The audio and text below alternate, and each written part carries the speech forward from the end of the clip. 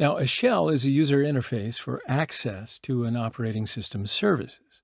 So, in other words, if the user wants the operating system to do something, they will then use a shell for this purpose. It's a command language interpreter that executes commands read from input devices such as keyboards or even from files. So, in general, operating system shells use either a command line interface, CLI, or graphical user interface, GUI. Command line shells called terminal in Linux and Mac OS or command prompt in Windows.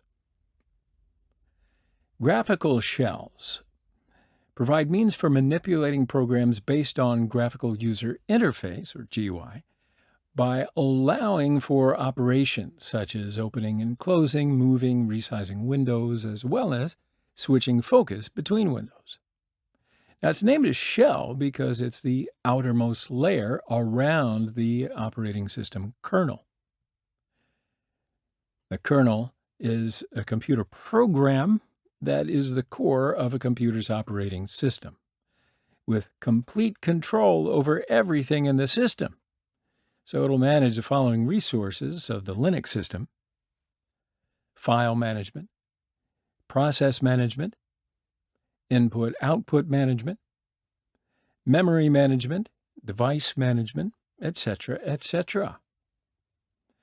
Now, there are several shells for Linux, such as TCSH, KSH, and ZSH.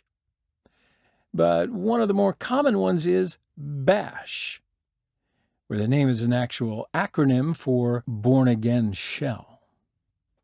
So each shell does the same job, but it understands different commands and provides different built-in functions.